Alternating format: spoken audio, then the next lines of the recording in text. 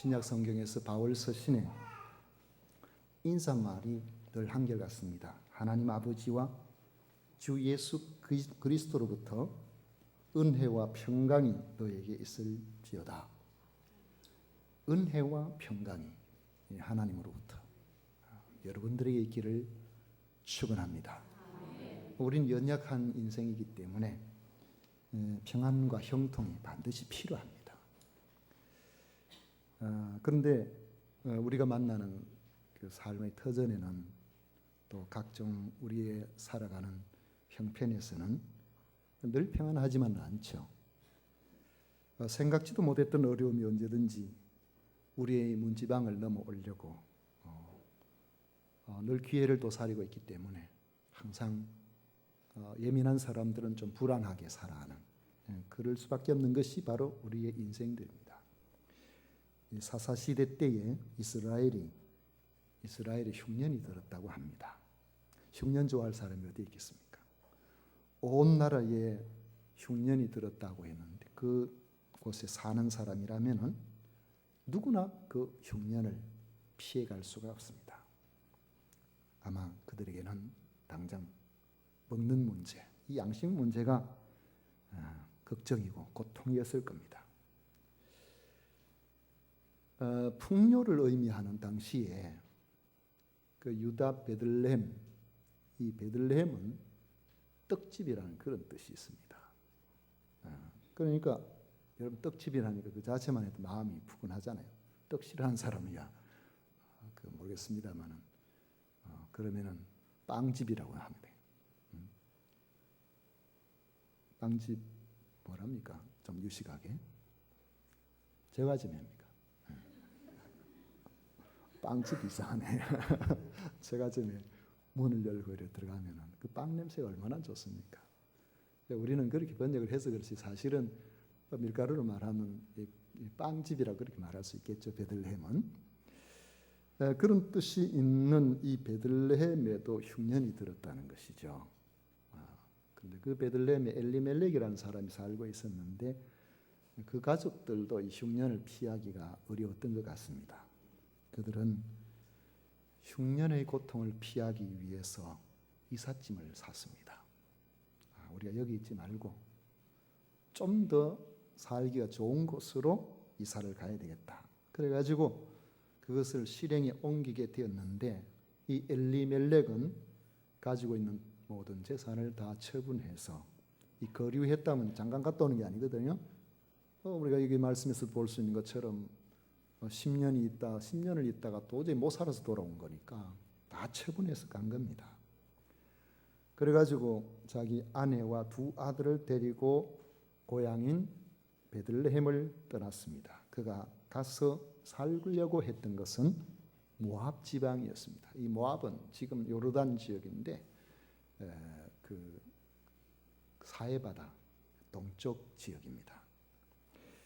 그런데 잘 살아보겠다고 간 이 모압 지방에 가서 산 지가 오래되지 아니해서 엘리멜렉이 병이 들었습니다. 죽을 병이 들었습니다. 결국 살아남지를 못했습니다. 부인되는 나오미는 두 아들을 데리고 그곳에 살아보려고 애쓰다가 나이가 되자 그 모압 지방에 있는 처녀들과 그 두 아들을 결혼을 시켜서 가정을 안정을 시켜보려고 했습니다.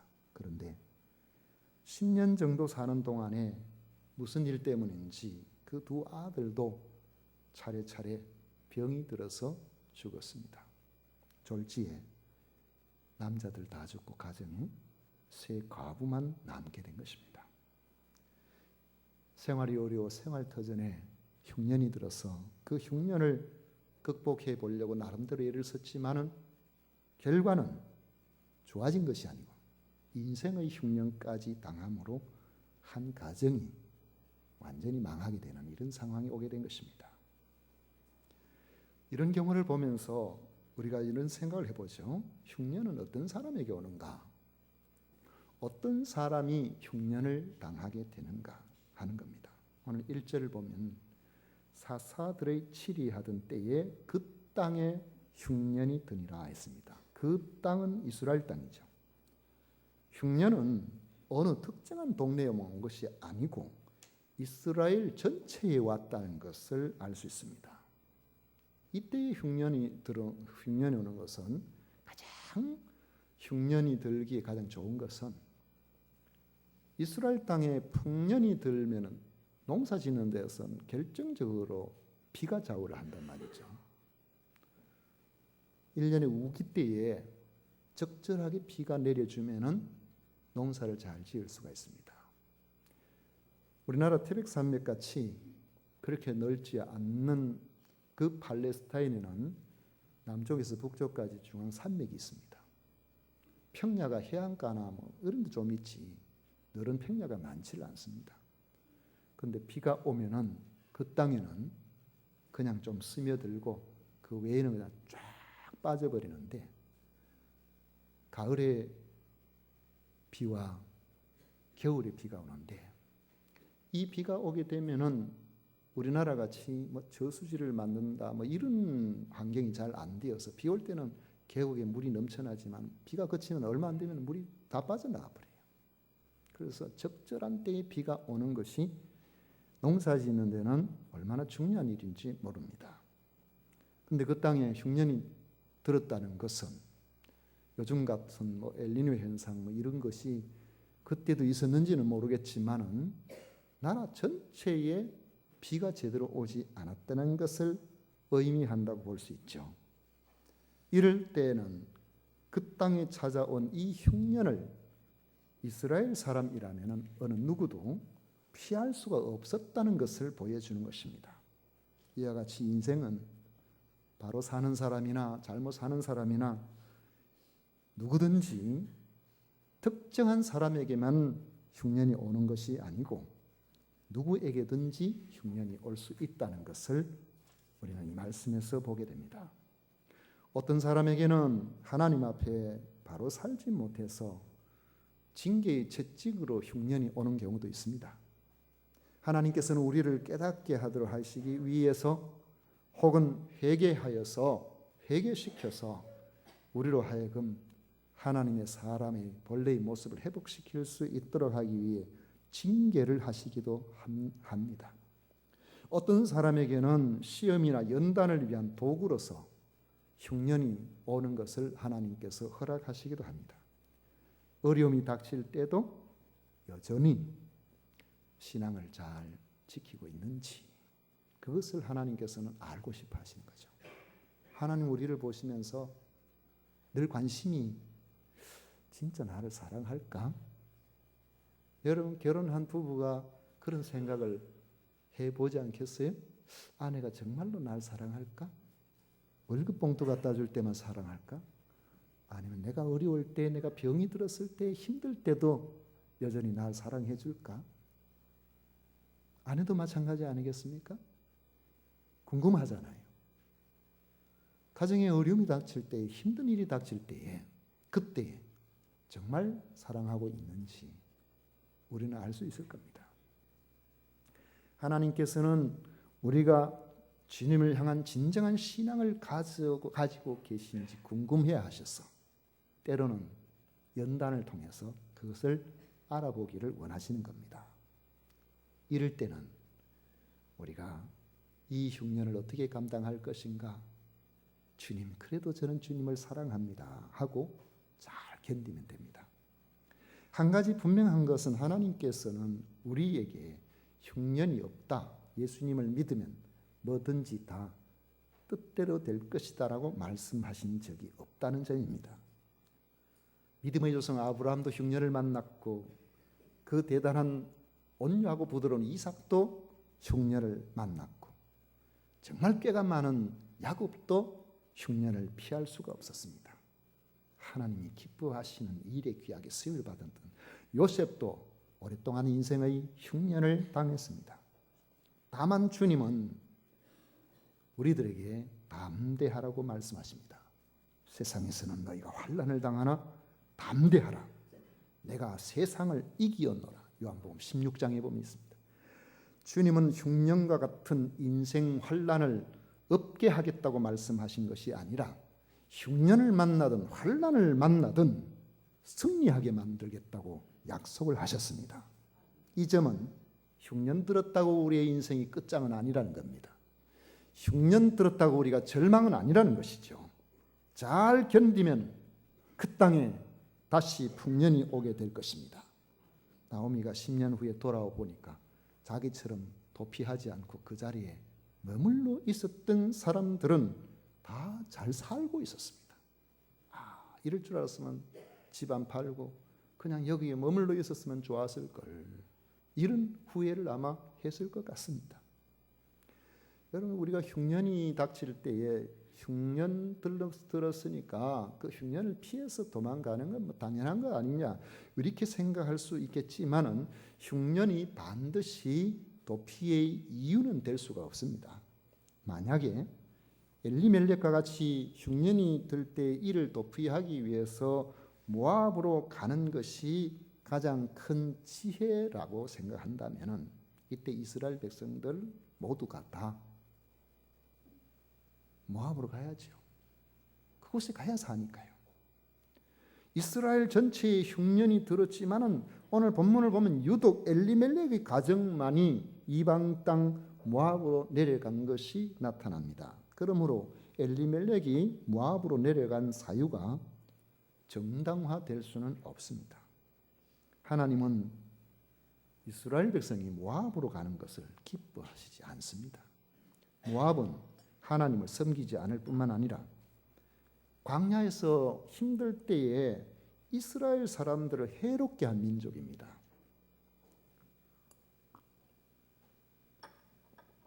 이스라엘을 망하게 하려고 온갖 유혹을 하고 이스라엘 백성들을 어떻게 해서든지 약화시키려고 애를 썼던 민족이 모압이에요. 헬적으로 보면은 이 모압은 아브라함의 조카 로스의 혈통이기 때문에 어째 보면은 인척 관계거든요. 그런데도 불구하고 이들은 이스라엘이 가는 길을 막은 그런 민족입니다. 그래서 신명기 23장 3절에 보면 암몬 사람과 모압 사람은 여호와의 총회에 들어오지 못하리니 그들에게 속한 자는 10대뿐 아니라 영원히 여호와의 총회에 들어오지 못하리라는 저주를 받은 민족입니다. 다른 이유도 있겠지만은 그들이 섬기는 우상 숭배가 하나님과 맞지 않아요. 도무지 용납할 수 없는 하나님께서 가장 가증 여기는 우상 숭배를 그들이 하고 있었습니다. 그모스 신이라고 해가지고 그들은 자기들이 잘 되기 위해서, 지역이 잘 되기 위해서 자기들의 아이를 죽여서 금오수 신을 향하여 불태워서 제물로 드리는 인신공양을 자행하는 아주 가증스러운 민족이에요. 하나님께서 도저히 묵과하실 수 없는 그러한 일들을 하는 사람들이 이 바로 모압 사람들이란 말이죠. 그런데 왜 엘리멜렉은 이러한 하나님께서 기뻐하시지 않는 모압 땅에 가족들을 다 데리고 가서 거기에서 살려고 했을까요? 물론 직접적인 이유는 흉년 들었으니까 살기가 어려워서 그곳에 가려고 했겠죠. 그렇지만은 모압은 이방 땅입니다. 그모스라는 우상을 숭배하는 곳입니다. 하나님께서 모압을 기뻐하시지 않습니다. 그런 점에서 이스라엘 백성은 그곳에 살기에 적합하지를 않아요. 여러분, 잠자리가 없다고 해가지고 저 불당에 가서 방 한 칸 빌려가지고 잠자보세요. 행복하겠어요? 불편하잖아요. 성도들은 낯선 처갓집에 좀 괜찮은 그냥 몸만 누일 수 있다면, 비만 안 올 수 있다면 그런 데가 차라리 편하지. 영적으로 무슨 부딪히는 그런 느낌이 있는 곳에 가면 잠이 잘 안 옵니다. 그게 자연스럽다는 것이죠. 우리들에게 있어서는. 그런데도 불구하고 엘리멜렉이 모압으로 내려간 데는 겉으로 볼 때는 양식이 없어서 내려갔지만은 내면적으로 신앙적으로 다른 문제가 있기 때문이라 그렇게 볼 수가 있는 것입니다. 첫째로는 이런 생각을 해봅니다. 이 엘리멜렉과 그 가정은 육신의 문제 중심적인 생각을 갖고 사는 사람들이에요. 베들레헴은 빵집이라 그랬죠. 우리나라에서는 번역할 때 왜 떡집이라고 했는지, 떡은 매일 먹는 게 아닌데 일용할 양식이 아니잖아요. 저는 어릴 때 위장이 별로 안 좋아서 떡을 별로 안 좋아했습니다. 떡집 하면은 방앗간 떡집만 생각났지, 가정에서 뭐 떡 있어도 잘 안 먹으니까 왜 떡집이라 했을까? 빵집이라고 했으면 조금 생각이 달라졌을 것 같은데, 빵을 엄청 좋아하시는 분은 그냥 지나갈 때마다 바로 못 지나가서 뭐 이렇게 쳐다보고 가는 모양이더라고요. 제가 좀 옆으로 이렇게 지나갈 때에. 유다는 찬양이라는 뜻을 가지고 있습니다. 오늘 여기에 말씀에도 나옵니다만 에브랏이라고 했는데 이건 수확이 많다, 농사가 잘 된다, 그런 뜻이란 말이죠. 엘리멜렉이 삶의 터전을 삼은 이 베들레헴 에브라다, 이곳은 아주 풍성한 양식이 기대되는 살만한 좋은 땅입니다. 그런데 좋은 곳이라고 해서 흉년이 안 됩니까? 좋은 곳이라고 해서 모든 사람이 다 잘 사는 건 아니잖아요. 미국의 뉴욕에도 노숙자가 많이 있다고 그랬죠. 영국 런던에도 지하철에 노숙자가 많다는 이야기를 들었습니다. 베들레헴이라고 해서 언제나 풍족한 것만은 아닙니다. 그곳에도 언제나 흉년이 들 수가 있습니다. 흉년이 들자 기근과 메마름이 그들 앞에 예측이 됩니다. 상대적으로 볼 때 흉년된 베들레헴보다는 지금 현재의 푸르른 모압 땅의 어느 특정한 장소, 그곳이 훨씬 풍족해 보입니다. 그렇다면 물질적인 풍요를, 이 땅에서 월급 많이 받는 거, 이 땅에서 잘 사는 거, 이것만이 인생의 최대 목적처럼 생각하고 살아가는 사람이라면 당연히 그쪽으로 눈이 가도록 비어 있는 것이죠. 그쪽이 쳐다보이는 겁니다. 먹고 사는 것, 이것을 인생 최대의 과제로 삼고 살아가는 엘리멜렉 같은 사람이라면 그렇게 가는 것이 하나님 섬기는 것보다 더 잘 살 수 있다는 생각이 들기만 한다면 언제든지 신앙을 버릴 수가 있고 언제든지 그 방향으로 갈 수가 있는 겁니다. 왜요? 그곳에는 양식이 있어요. 그곳에는 다 잘 될 것 같아요. 그곳에는 푸르름이 가득할 것 같으니까. 그런 이유는 자기 인생의 문제에 있어서 이 땅에서 먹고 마시는 것이 가장 중요하다는 이런 생각을 가지고 있기 때문에 그렇게 되어버리는 것입니다.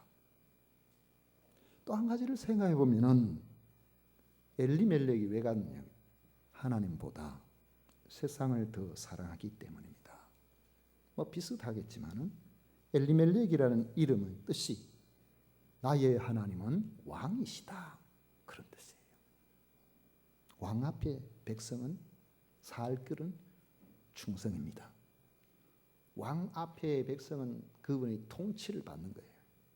하나님을 왕이라고 했으면은 하나님의 통치를 받는 것이 불편하더라도 임금이 말이죠, 신하에게 진주에 내려가서 진주 목사를 해라, 그렇게 이야기하면은 경기도 가까운데 좋은 곳이 있어도 임금이 가라 하면 가야 되잖아요.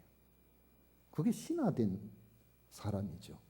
그 목사는, 이 목사는 좀 아닙니다만은, 여러분 보십시오. 왕이 시키는데 못 가겠습니다.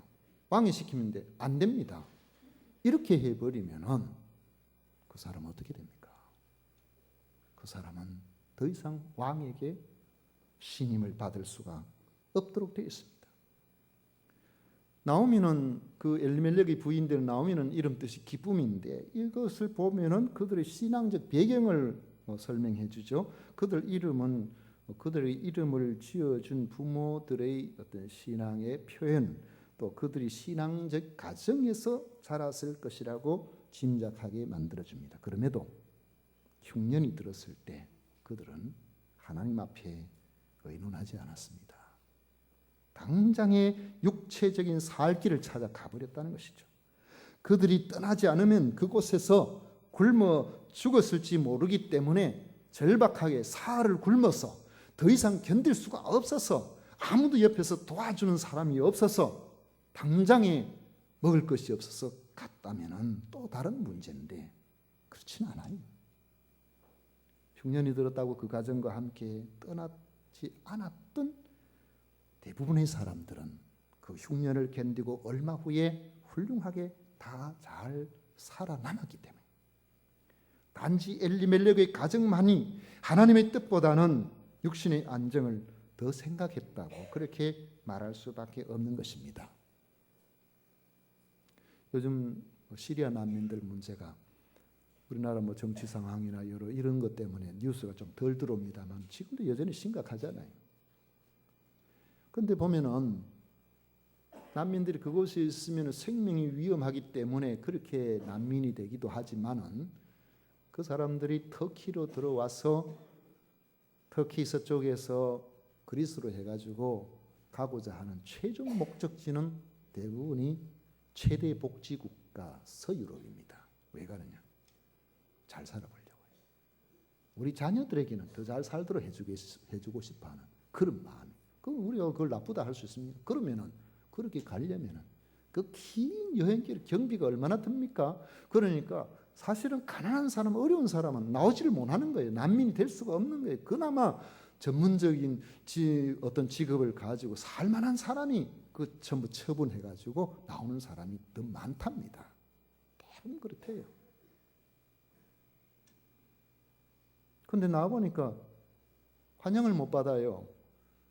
서유럽 쪽으로 잘 못 가게 해주니까 이제 동유럽 쪽으로 해가지고 그리 가보려고 하는데 그것도 뭐 여의치 않고 국경은 점점 또 난민에 대한 인식도 안 좋고 이렇게 되니까 아이고 나와도 별 수 없는데 요즘 좀 평화 무드가 좀 들어가니까 다시 돌아가는 게 안 낫나 그런 생각을 하는가 보더라고요. 엘리멜렉의 가정은 누구보다도 더 어려운 상황이어서 온 것이 아니라 더 좋은 환경에서 살고 싶어서 모압으로 갔다고 봐야 합니다. 그들이 신앙적으로 문제를 풀어가려고 하지 않을 만큼 그들이 믿음이 없었다라고 그렇게 볼 수 있는 것은 어려움 당하면 다시 바로 돌아오면 될 텐데 부인된 나오미가 남편 죽고 난 다음에 계속 그 자리에 눌러 앉아 살려고 했어요. 네.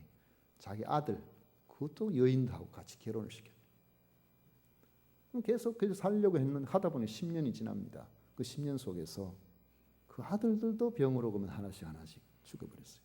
더 이상 내가 여기에 있어야 될 이유가 없는 그런 상황이 되었을 때 비로소 내가 돌아가야 되겠는데 그 생각을 하게 된 것입니다. 오늘 여기 이 말씀에서 보면은 그들은 그들의 생각 속에 하나님이 어떻게 생각하시느냐, 하나님이 뭐라고 말씀하시는가, 이건 별로 중요하지 않습니다. 그들은 하나님보다도 육신의 안정을 더 사랑했기 때문에 육신의 안위를 위해서라면 언제라도 하나님을 떠날 수 있는 사람들이었던 것입니다. 이건 우리는 다르게 생각하면 어떻습니까? 영적으로 무지했다라고 말할 수가 있겠죠. 하나님이 흉년을 허락하셨을 때는 이유가 분명히 있습니다. 저는 그렇게 생각합니다. 성도에게 있어서 하나님께서 우리를 특별히 택하셔서 구별해서 낸 그런 하나님의 사람 아닙니까? 성경은 그 하나님의 사람을 성도라고 그렇게 부를 때에 성도라고 그렇게만 부르지 않고 예수님께서는 내 아버지 너희 아버지라 그렇게 말씀하셨어요. 아버지라고 해야겠다는 것은 가족관계 아니겠습니까? 부모는 자식에게 좋은 것만 주고 싶잖아요. 부모는 결과적으로는 가장 좋은 것을 주고 싶은 것이 부모 아니겠습니까? 성도는 저는 그렇게 생각해 봅니다. 하나님께서 일단 우리를 하나님의 백성 성도로 부르셨다면 어떤 경우든지 하나님의 선하신 뜻이 그에게 있을 것이라고 믿습니다. 하나님을 사랑하는 자, 그 뜻대로 부르심을 입은 자들에게는 모든 것이 합력하여 선을 이룬다고 로마서 8장에 말씀하고 있는데, 우리가 그 말씀을 믿는다면은 우리가 하나님 앞에서 내게 주어진 내가 원치 않은 흉년이 있을 때에 왜 하나님께서 내게 이런 환경을 허락하셨을까? 하나님 막고 싶으면 얼마든지 막을 수 있는데 그런 환경을 허락하시는 데는 이유가 있지 않겠는가? 그 생각을 해볼 수가 있는 거죠.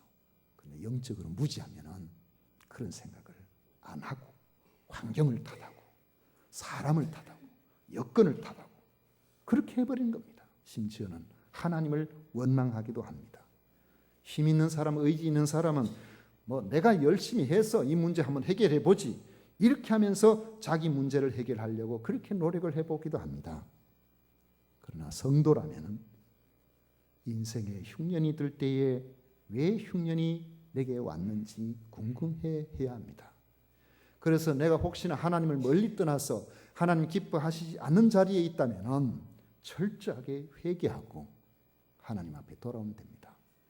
만약에 우리에게 유혹이 오게 되고 그 유혹 때문이라면 그 유혹을 단호하게 물리치면 됩니다. 환난 가운데 연단으로 하나님께서 너 정말 내 사랑하는지 한번 보고 싶다고 그렇게 주시는 그러한 흉년이라면 순종하는 마음으로 주여 견뎌보겠습니다.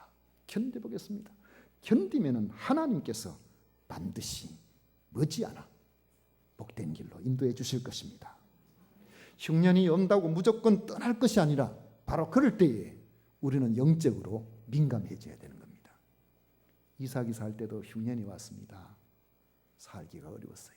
그래가지고 전부 다 짐을 챙겨서 점점 밑으로 그렇게 내려갔습니다. 그런데 점점 밑으로 내려갔는데 어디까지 가려고 생각했겠습니까? 나일강의 풍요로운 양식이 있는 애굽까지 가려고. 아버지도 갔다가 혼났는데 그걸 교훈으로 못 삼고 이 아들도 거기 가려고 내려가는 거예요. 가다가 하나님의 음성이 들렸습니다. 이삭아, 내려가지 마라. 비록 흉년이지만 이곳에 머물러라. 그래가지고 내려가지 않고 더 이상 가지 않고 그랄 지방에 머물렀습니다. 머무르고 있는 동안에 정착기가 있으니까 뭐 하겠습니까? 주로 그들은 움직일 때는 양이나 소나 염소 같은 이런 거 키우는, 머물면 농사를 지었거든요. 머물고 있으면서 씨를 뿌렸더만 그 땅에 하나님께서 그 해에 100배의 축복을 주셨습니다. 성경은 복을 받아서 거부가 되었다, 그렇게 말씀하고 있습니다. 창세기 26장에 그렇게 말씀하고 있죠. 여러분, 그러나 엘리멜렉의 경우는 보십시오. 도피한 결과 더 심각한 일들만 생겼습니다. 더 큰 아픔과 더 큰 손해를 경험하게 되었습니다. 도피는 결코 해결책이 아닙니다. 나의 노력만으로 상황을 바꾸는 것이 나의 문제를 보장해 주는 것도 아닙니다. 문제를 만날 때 무조건 피하려고만 하지 말고 문제 중심의 사람에서 눈을 들어서 그 문제를 통해서 그것까지도 주장하시는 하나님의 뜻을 볼 수 있는 영적으로 민감한 성도의 삶을 살아가기를 원합니다. 히브리서 12장 11절에 보면 무릇 징계가 당시에는 즐거워 보이지 않고 슬퍼 보이나 후에 그로 말미암아 연단받은 자들은 의의 평강한 열매를 맺느니라 했습니다. 여러분, 가정에 개인적으로 뜻하지 않은 인생 문제들 만날 때에 당황스러울 것 같습니다만은, 그러나 그럴 때 눈을 들어서 신앙의 성숙의 기회, 성장의 기회로 삼으시기를 원합니다. 머물러야 할 곳에 그대로 머문 베들레헴 사람들처럼 믿음을 지켜서 신앙과 삶에 우리 모두 승리자가 되시기를 축원합니다. 기도하겠습니다.